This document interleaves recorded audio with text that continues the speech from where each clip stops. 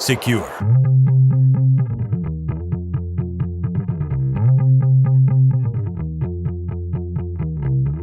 Automation and orchestration. Endpoint detection and response.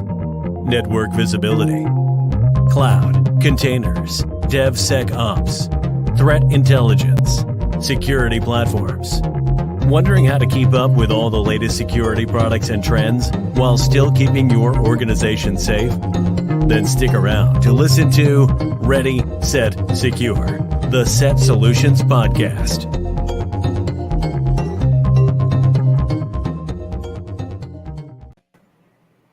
And hello, everybody. Welcome to Ready, Set, Secure, SET Solutions Podcast, episode number 48.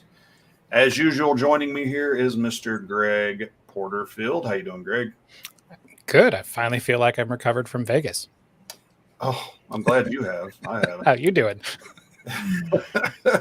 You kind of sounded like Joey from Friends there. How you doing? I'm all right. I think I have recovered. I was talking to one of my friends that we went out with on Wednesday night, which is the party night of BlackHat, and we both just now getting recovered. Too old for this stuff anymore, Greg. Too old. Well, as everyone can see, Greg and I are both ensconced in our secret bunkers, our respective secret bunkers today. We had to do this remote, had various and sundry different family things and penetration testing tied to IPs as usual. Greg, I don't know if he's ever going to make it back into the office, but he might. Yeah. So, well, thank you for joining us again, and a special guest star today, Miss Jamie Zolan. Jamie is a senior technical writer here at SET Solutions. How you doing, Jamie? I'm doing well, thanks.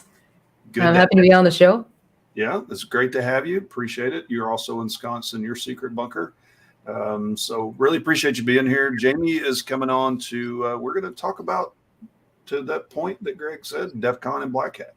So it was Jamie's first time there. We're going to talk about her experiences.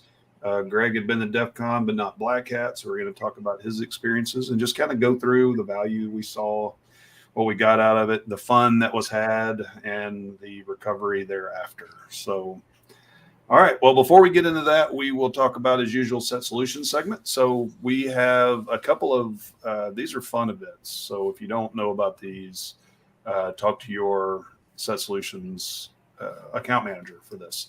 So Boots and Bourbon. You get to go and have some bourbon if you like bourbon. Even if you don't have to drink bourbon. But you get some free boots from Tecovas.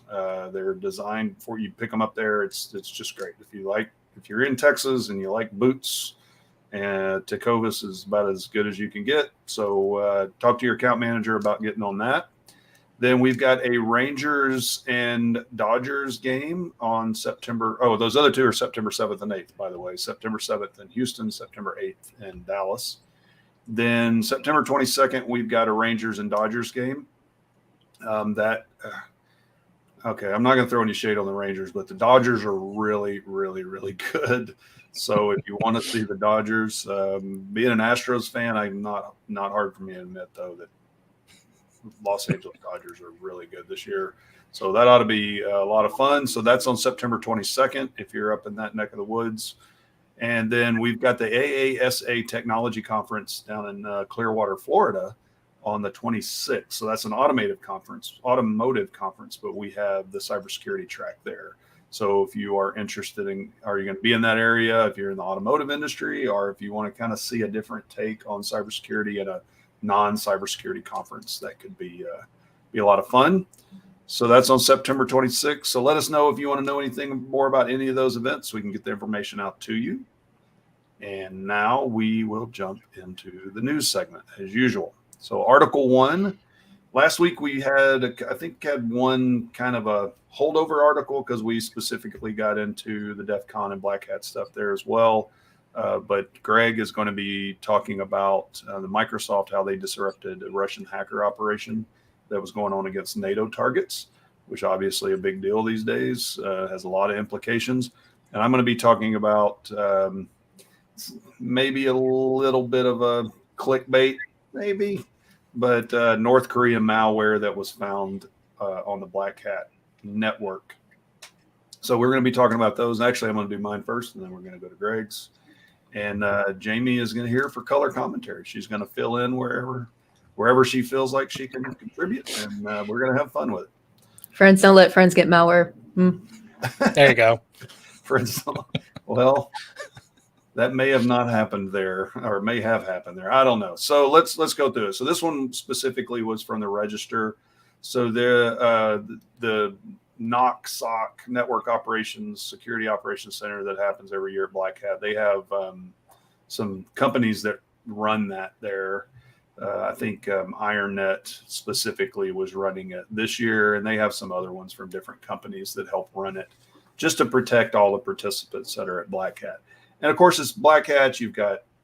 They even talk about it in here. You've got all kinds of stuff happening during BlackHat. I mean, you've got trainings there, all kinds of stuff. So some of the stuff that you see going around the network is just stuff that people are doing for training purposes and is not real.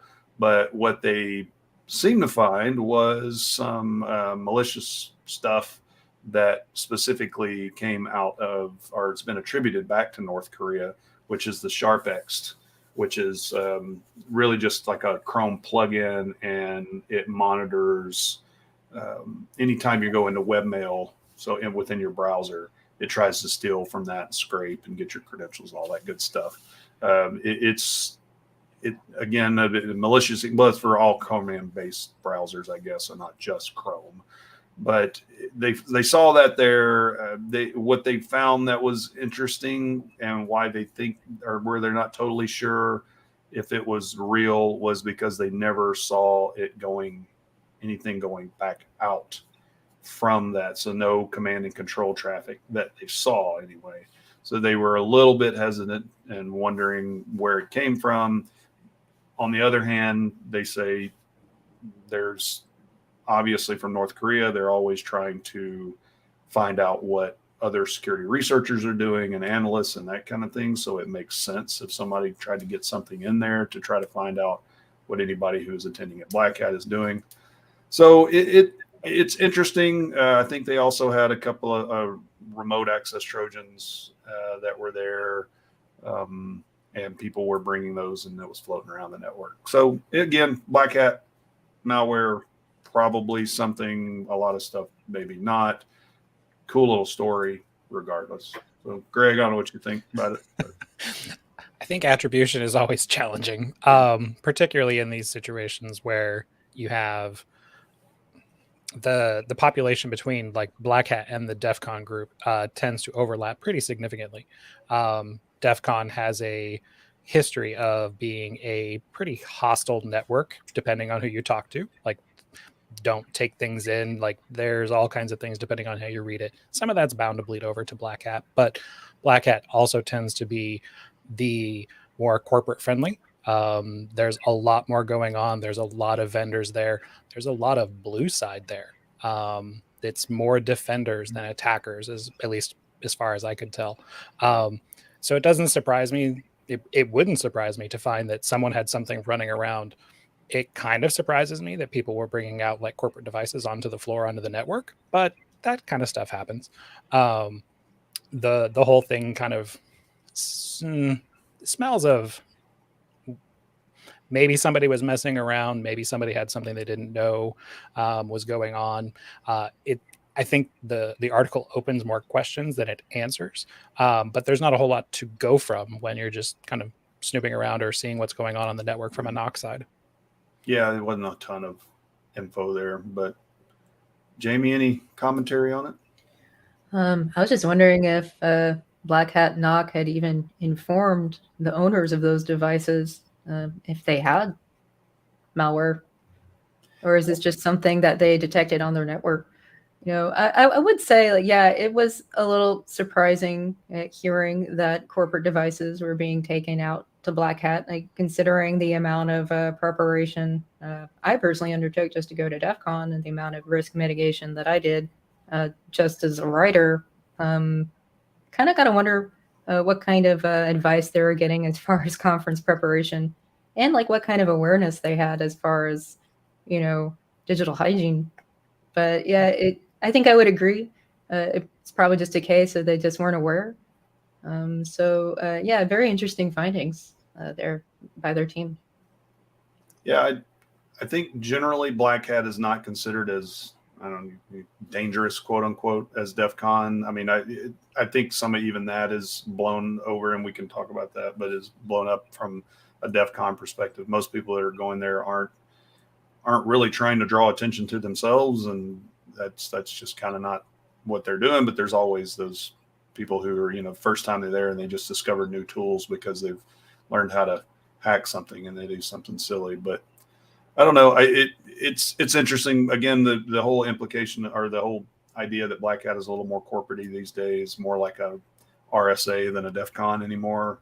I do remember a few years ago, I think it was at RSA that somebody found how to sniff the network several years ago at RSA, and they were they found the press credential. They sniffed the press network and had their own wall of sheep up where they were showing the passwords and stuff. And it was press credentials, and the press got mad because, hey, you're not supposed to be doing this on our network. And people were like, oh, well, yeah, maybe, you should, secure your stuff. And it went back and forth. So you just never know on these, even the more corporate-y things, somebody's going to have a little fun. So it draws an interesting mindset, I think, of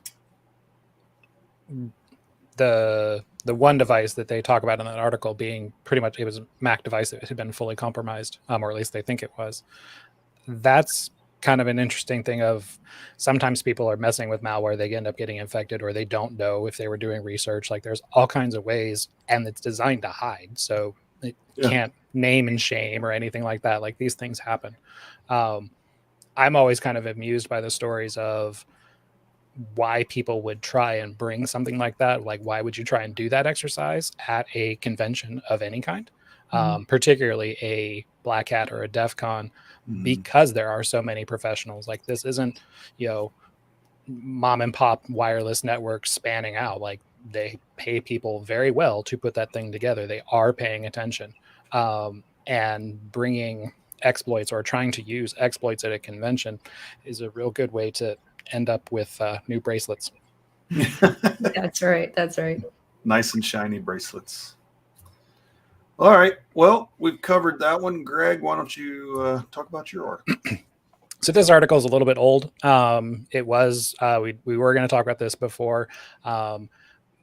This comes out of Bleeping Computer. It's from August 15th. Microsoft was doing some work to disrupt a Seaborgium. I don't know if that's pronounced correctly. I actually had to Google to figure out what that was. It's an atomic element, is what it's based for. I thought it was a Star Trek reference, but it wasn't. Anyway, this is suspected to be a Russian threat actor group.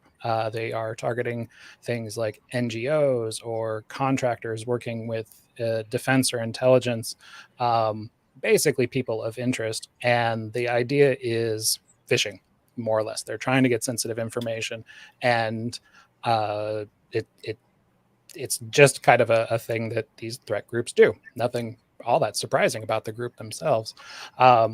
The nice part was Microsoft, as they have done a number of times over the years, stepped in, they observed the traffic that was going on, figured out what was going on, and took steps to resolve it. Whether or not it was perfect or effective is irrelevant. They identified the groups or identified the accounts that were being used to either surveil or try and reach out to these folks or kind of send them the PDFs or malicious documents. And they closed those accounts down and published a whole bunch of indicators of compromise and the domains that are being used. And I think as much grief as we give Microsoft in the industry or on this podcast, that maybe it's nice to point out when they do something nice. And this is good. No, I don't disagree with you. Yeah, I mean, everybody here is pretty familiar with my idealistic rants about, using them as a security tool to fix the things that they created in the first place. But this is not necessarily something that they created. The fact that it does lend credibility to them. They're getting more and more serious on the security side of things. They have been for a while. This is stuff that they look at. they're in a very good position from Microsoft 365 to control a lot of these things. If they, they're in a good spot to do it, and distributing the IOCs and giving that to the whole community, not just disrupting, but saying here's what they were doing and contributing to the community as a whole for investigating any kind of compromise like that. I think is solid. I've got to give them the credibility 100%. Jamie, did you go through this one or? Oh, well, I would just say that I'm in agreement with you that typically in my experience, it wouldn't be something that I'd necessarily see Microsoft doing to that degree. But that was a solid response on their part. And I was really impressed that they would do that. So awesome. Yeah, it's good. I mean, whoever's doing it, I'm going to give them credit for it. And even if it's Microsoft, please disrupt these things. Fine, bad, put it away. Exactly. All right. Well, let's jump over to the main segment. So as I alluded to before, we're going to be talking about we're going to be discussing BlackHat and DefCon. So we're going to start with Greg here and talk about BlackHat for him. This was his first time at BlackHat. Greg, I think some people know your background here. You had kind of a data analytics type and development background, and you've recently been very heavy and moved over onto our offensive security team. So I think that being the first time at BlackHat, it's going to be interesting discussion for you. So kind of give us your first time experience, what you liked about it. Just, let's talk about it. The whole thing, kind of my experience was overall positive. It was very different than I expected. I've always kind of known about BlackHat and DefCon going on before I did this, and it's kind of hard to not know about those conferences if you're paying any attention to security, just because one time a year they take over Vegas and you hear about it. I'm always amused by the naming of BlackHat and DefCon being inverted. It seems like DefCon would be more of a defensive and BlackHat would be the offensive conference, but those are just not how it worked out. BlackHat was a very professional. It was designed that way, and it feels that way. The people running around the floor and the talks and everything about it feels like it is catered to or built for the industry. It's built for professionals, people working in this field. But it's not catering to hackers. It is about hackers in some sort of way, but most everything is like, I went there looking for what can I use or how can I learn that would be better or utilized from an offensive perspective. And there wasn't a whole lot. There are tools. There's the whole arsenal is pretty much 3 days of here's all kinds of fun hacker toys, but most of the commercial products are there to help organizations better secure their environments or see what's going on. And they clearly put a lot of effort into making that available. The vendor hall being as massive as it is, that was the kind of biggest difference that I wasn't expecting, was just how big that room is and how many different things there are to see. And it's like a third the size of RSA's vendor hall too. So you need to come to RSA next year and check that out. You'll really be blown away. It's neat to see what the vendors bring to it. The bigger ones and like CrowdStrike with their 20-foot statues, while mostly amusing, it's neat to see organizations putting that into the space of this is what we're doing and this is how we can help you. Lots of the vendors out there trying to figure out how they can help an organization, which is self-serving, but that's the point. The talks were more interesting, I think, than I expected. I got to go to more sessions than I was originally planning, but very good content throughout the couple of days that I was there. So it was your first time there. What, you got any advice for anybody first time going? Go with someone who's been there before. Yeah. There's some things that Vegas can be really hard to navigate. And especially if you're going to something that is either moved or something like that. I found all of the wrong ways to get back to my hotel. until the end. Knowing or having, being, paired up or in a group of folks who have either been, because BlackHat's been at Mandalay for a while now, that knows how that hall is set up, or when you get there, you're gonna be able to go like up here, and this is the vendor hall. This is, where things like breakfast or coffee and all of those things are. Working it out kind of on your own without any experience or anybody to help, you end up losing a little bit of time of just finding the right sessions to go to or things like that. So conferences are, I think, better in groups in general, like having people to go around and do that as an activity, I think, is a better experience. Yeah, I would agree. You almost, if you don't go with somebody, then what is cool is they generally have it all open, at least to walk around in once you get your badge, like the night before, so you can go.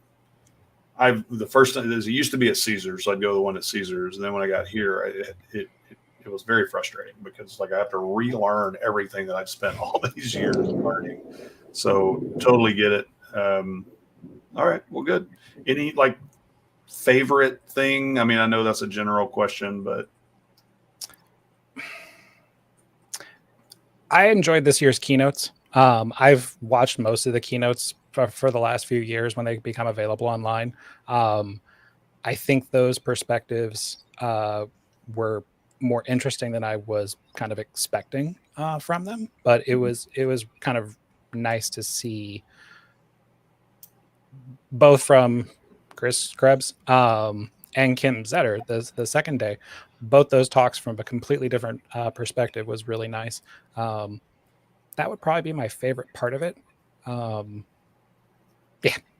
Cool. Well, the statues at CrowdStrike booth were pretty darn cool. But they are.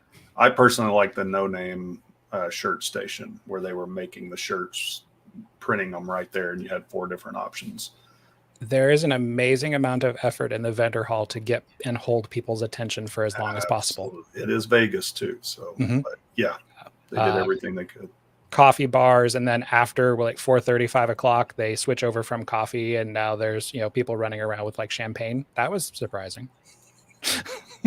Nothing wrong with that. No, give you a bunch of stimulants and give you depressants, and here's some bubbles. Yeah, right. Well, thanks, Greg. I appreciate you running through that. Interesting perspectives. It's always cool to hear when somebody's the first time at one of those conferences. BlackHat has used to be different than that, but it definitely, especially after they sold it, it turned more corporate-y, but I think it's got a lot of value. So it does. And there's also the workshops, like the first couple of days. So there are some trainings and things that not everybody go to that are separate. And those I've heard some good stuff from those trainings. So have I this year as well. So, all right, Jamie. Well, we've left you alone up until this point, but your first time at DefCon totally different than BlackHat. I have heard that DefCon is totally different than BlackHat. There's nothing like DefCon. Yeah, there is nothing like DefCon. Like just generally being familiar with DefCon, having that background, like used to work software development company, familiar with the mythos around DefCon. It is one of the world's largest, most well-known hacking conferences. It's been attended by millions of people. There are a lot of takes on how to approach DefCon. But really, I felt like it was just about coming together and learning from one another. And probably just like, it's called Hacker Summer Camp. It's a way to blow off some steam after BlackHat, I would imagine. But I would say for a first-time attendee, getting ready for the conference and approaching the conference could be a little overwhelming, particularly since it's so distributed. Like the venues were across like 4 facilities. Let's see, we're at Caesars and Link, Flamingo, and Harrah's. And there's no way to really prepare ahead of time. Like even when you have a map, you'll probably be walking 7, 8, 9 miles a day, particularly if there are a lot of tracks you're interested in. There are really a lot of articles, blog posts, videos, how to prepare for DefCon. I'd really like to recommend the Lonely Hackers Club guide. That one was very comprehensive. But yeah, I would say that I had a positive experience and a really fun experience. I really enjoyed attending some of the tracks a little more topical this year about Russia, Ukraine, um, and just diving deeper into some topics that I have personal interest in. But I found it to be a very accessible conference for someone who doesn't have deep subject matter knowledge, and there's something for everyone to do. And that was the thing that I enjoyed the most, I think. Um, First year having a girls' hack village, a women's village. That's cool. And yeah, so I went to go check that out, and I accidentally met CISA director Easterly. She came in after the Saturday keynote. So yeah, that was really surprising because it was such a small village. I think there was only about 30 of us in there at the time, and it wasn't planned. And she just came to just walk the floor and check out the venue. And that was really impressive to me that somebody like her would just be out there on the floor doing that, getting to know everyone. So very, very fun. There's a video of her solving a Rubik's Cube behind her back somewhere. Right. Yes. That was super impressive. Very fascinating stuff. I mean, and you're just surrounded by tens of thousands of hackers. I mean, it's a very fascinating world, cybersecurity. And I think often that DEF CON is pitched as scary, hacker. But I feel like I think replace hacker with maker, right? You're just tearing it apart to build it up again. That's how we learn security. That's how we learn to defend and attack, is by taking something apart. It's not about being malicious. It's just about learning and knowledge sharing. Now, it's important to not have a naive take on that, though. Like, so I did very much, I think, over prepare. Like, I did not bring a laptop on the floor. Like, I did not bring my phone on the floor. I had a burner phone with me, which is really funny and probably overkill. And particularly after I attended their NOC presentation at the closing ceremonies, I realized that, I would have been fine if I brought my phone. Now, I still wouldn't put it on Wi-Fi, and I'd still leave Bluetooth off, but it was definitely overkill, in my opinion, to bring a burner phone. And yeah, I mean, there was so much I did and so much I'd like to talk about. So we can always do a follow-up if there's something specific you want to talk about, Jamie. I mean, all I heard on Monday after DEF CON and BlackHat was how much Jamie was like all over the place and was like carrying Red Bulls with her and was just like wired up and running the whole time. So sounds like you definitely got your steps in and you learned a whole lot.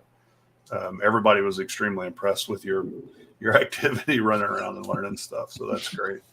Well, I mean, I really appreciated and enjoyed an environment with no expectations. Almost the plan you have to have for DEF CON is to throw your plan out the window. You'll show up and there'll be something that catches your eye, and you'll just spend an hour or two with some people that you just met who can go into a really deep dive about, I don't know, like lockpicking or aerospace, things that I would not have expected to go visit, because I was expected like, oh, I'll go to Red Team Village, or I'll go to the women's area, and I never even went to the Red Team Village this year, and I'm working for a Red Team. The villages are just crazy. I mean, you just walk by, you're exactly right. I mean, it was pre-COVID, but the one year that we had the VR drone village, and you could go in and fly a drone around using VR, and then you actually had a little cage where they had small drones that you could fly around safely. I mean, it's like going to an amusement park. It really is for hackers. And to your point, the whole hacker term, I mean, that's big thing in DEF CON and everywhere, that hacking is not a crime, right? That's what people get upset about, that term. I think maker's a great term too, but I think hackers are very focused on breaking things and making things do what they're not supposed to do, but building them back up, but probably with other intents of what they were supposed to do in the first place. That I just love that there's to your point, no expectations. Come as you are. You don't go there and get judged. You go there to have fun, and people can do whatever they want. You can be in a collared shirt, or you can be in, whatever. It's just a cool place where you can have a lot of fun and see a lot of cool things. And you're right. I think there's a little bit of that mythos around, like you said, use that to, it's dangerous. Most people are just there to not mess with you. They're to mess with voting machines and things like that. Right. So I think it's almost part of the first time experience to realize it's not all that scary. And I'm going to say scary with air quote, but it's sort of like, yeah, but then it's almost kind of like an in-joke or a troll to like continue that perception so that people from the outside just continue to think that because it's just funny. I was almost kind of, when I got there, I was like, oh, I've been fooled. Sure. It is what it is. DEF CON is what it is. It is a hacker convention, but there's nothing, it's totally safe. Now your devices won't be, but you will be. It was very fun. It was very fun. It's a lot. I remember it was at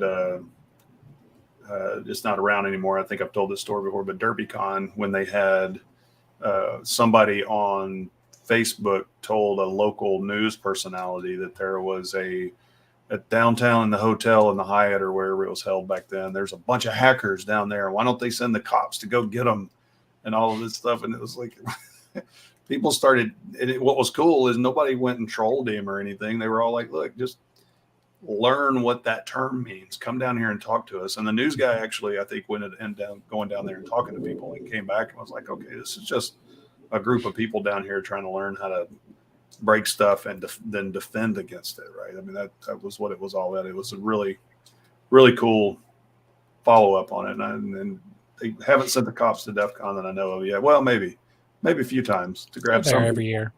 They're there every year. I have an interesting story here, which I think encapsulates that spirit. So I was in the women's bathroom at Caesars, which is a great oasis away from everyone. Like, I guess considering the ratio, so it's a pretty quiet bathroom. You go in there, and then all of a sudden the speaker cuts out, and I just hear the faint strains of Rick Astley, "Never Gonna Give You Up," on the women's bathroom speakers, and I was like, that is DEF CON right there. They rickrolled me. In the bathroom. That's perfect. That was just a way to wrap it up there. That was very funny. And that was something that only I could experience. That is good great. Times. Well, Jamie, thanks for coming on and talking about that first time experience. Hopefully you will continue to go back and have more fun. You are definitely part of the crowd, and we love having you here at Set Solutions and love having you go to that. Everybody just not the queen of DEF CON, maybe the Set Solutions queen of DEF CON, right? I'll take it. Well, thanks for joining us on this as well. We really appreciate your time. Hopefully we can do this again. Maybe we'll dig into some of those topics that you wanted to talk about specifically. Would love to do that. Yeah, sure. I'm happy to be back. Awesome. Well, thanks for joining us on episode 48. Any parting words? That's for you, Jane. Parting words for me. Other than the Rickroll, I think we should just leave off on Rickroll because that was a perfect ending. Parting is such sweet sorrow. I don't know, guys. Go. A little bit I don't of know how to Shakespeare, a close little bit podcasts. I'll close it. Don't worry. Goodbye. Don't worry. I'll close it. Well, thank you, Jamie. Appreciate it. Greg, anything from your side? Hackers aren't scary. They just want to learn how stuff works so that they can make it work better. That's exactly right. 100%. All right. Well, thanks both of you. Greg, we will see you on episode 49, hopefully here in a couple of weeks. Maybe we can be in the office together. Figure that out. For everybody else who's joined us, thank you for joining us here on episode 48. We'll see you on episode 49 in a couple of weeks. Talk to you later.